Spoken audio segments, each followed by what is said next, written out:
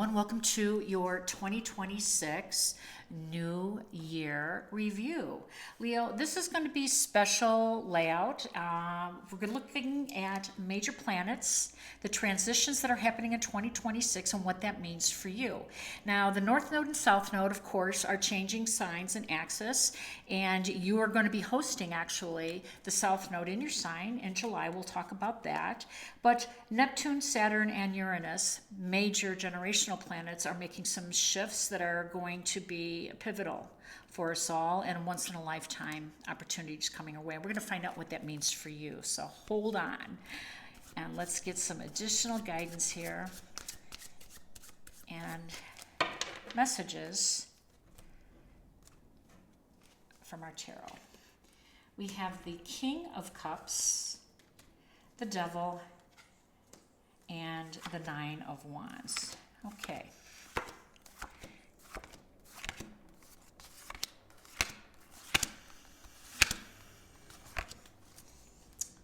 So, Neptune, the planet of sacrifice and the unconscious and dreams and intuition and self-sabotaging, lower vibrations, and manifestation powers, psychic, mystical powers, the magical powers that we all want.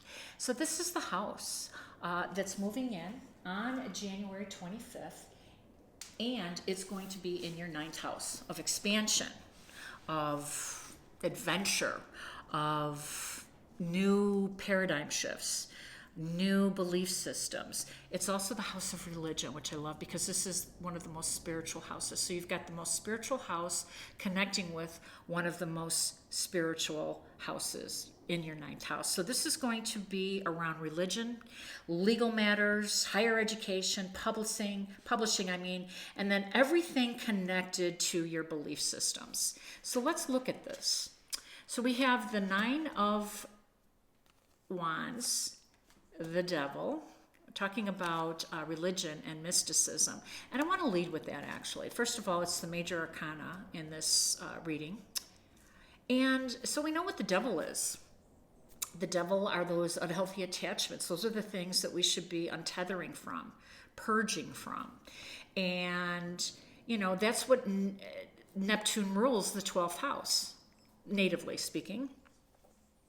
And the 12th house is about endings and, moving away from and purging lower vibrations, letting go. That's what the 12th house teaches us, how to let go of things so that we can reach for more. So this devil's pretty pivotal too, I would say. Now, the Nine of Wands is you kind of holding up your belief systems right now. I think that you're kind of in a protective mode. This can be around religion.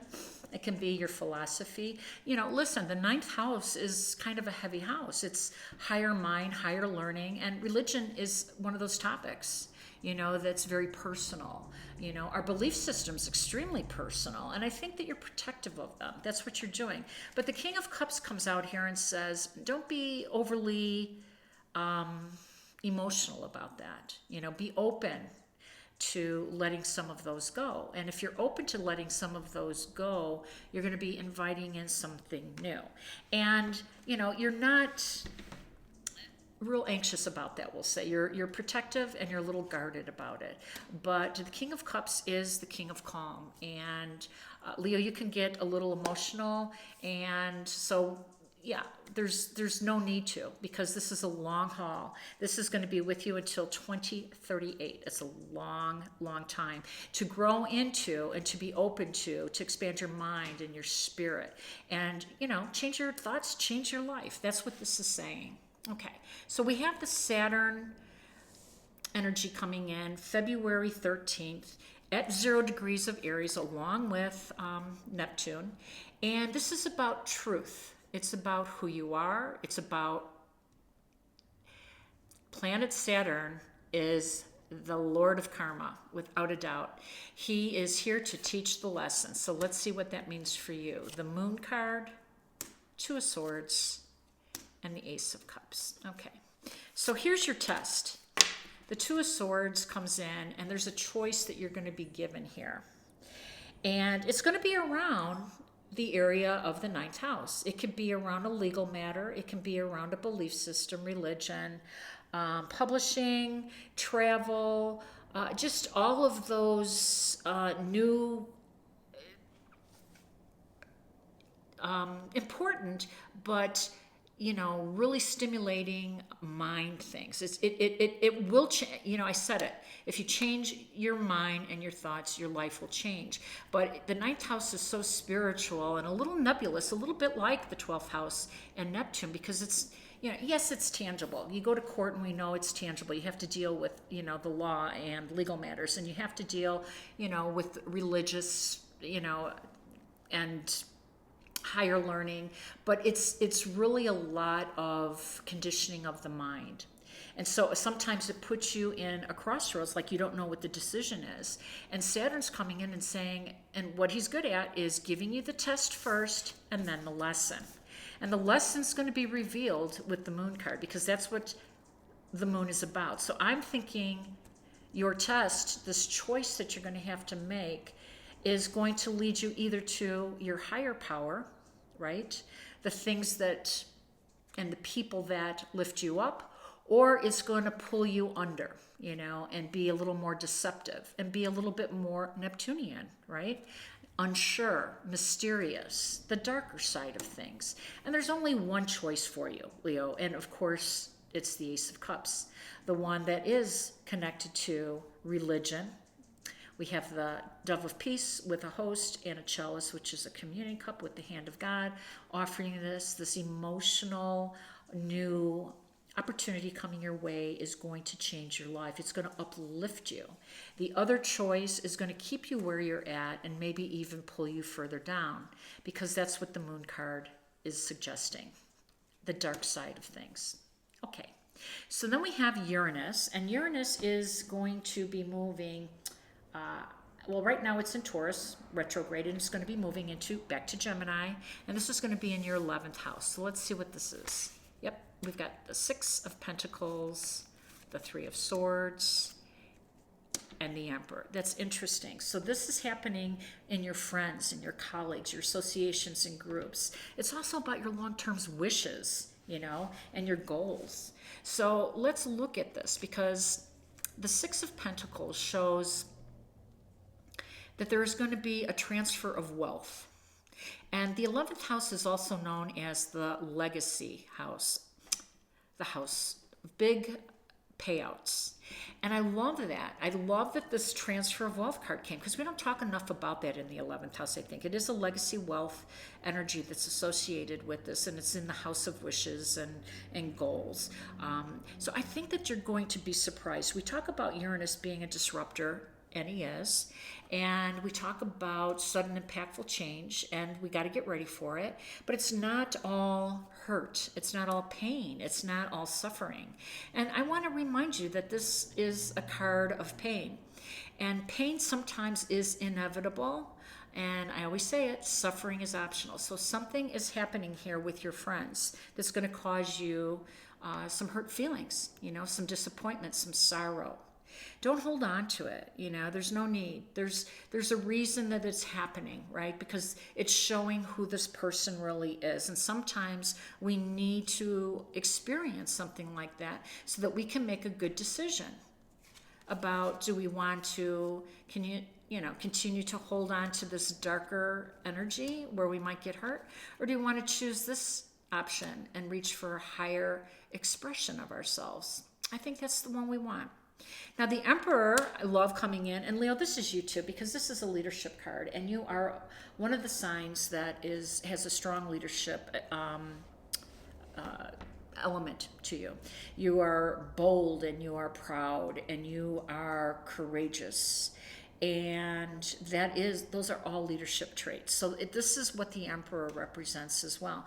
But also, this is Aries card, and we already know that Aries is the one that's leading these changes. Again, major changes coming in the sign of Aries. So I like that showed up, because we have to pay attention to what that means for you in those two specific areas. let's look at the North Node and the South Node. North Node is Queen of Wands, love her. Three of Pentacles and the King of Wands, nice. And we're going to pull the South Node out too. We've got Temperance, yay, Eight of Cups, ooh, and the Star card. What a nice, wow, what a wonderful way to end. I like it. All right. So this is interesting because we know that the North Node is going to be moving into Aquarius July, and you are going to be hosting the South Node the same day. So the South Node is going to be in your first house, and the North Node is in Aquarius. And what does that mean? The first house, the opposite of that is the seventh house, your relationships. And look what is happening. You've got the Queen of Wands with the King of Wands. I love this. The King of Wands and the Queen of Wands are a divine couple. They really are. It's a matched energy. It's a matched vibration. We talk about that. You know, if people aren't matching your needs and your wants, and your actions, you know, it's because they're on a different timeline or they're on a different vibration. If you want to, you know, evolve, if you want to grow in this world and have new experiences, you want a partner who's going to be on that same vibration, that same level. And you're getting this. This is where you're headed, toward your destiny, toward your life's purpose with the King of Wands and Queen of Wands. And let's talk about the Queen of Wands. This is you, Leo, and or King, because, you know, you have your yin and yang, actually, quite lovely, and also masculine. You have leadership qualities. So the Queen of Wands wants nothing, therefore gets everything.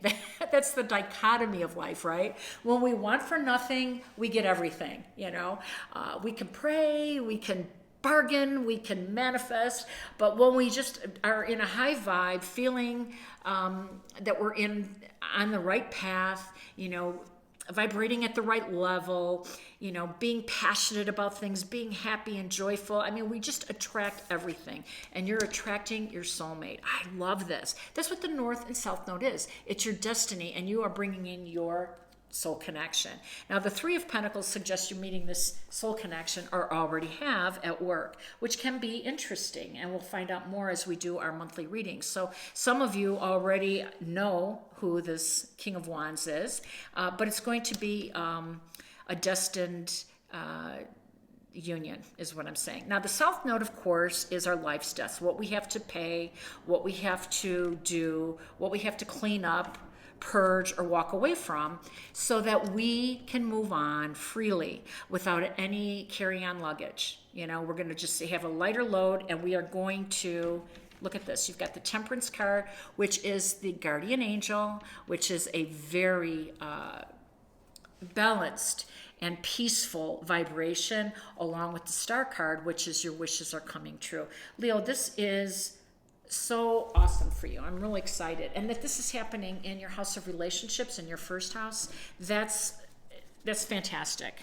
Okay, so now that's July though. We've got the first 6 months that we're dealing with these nodes in Pisces and Virgo, and of course we're getting away from our analytical and judgmental things, purging from the South Node, and we're, you know, trying to move more to this ethereal, you know, universal love vibration that Neptune puts out.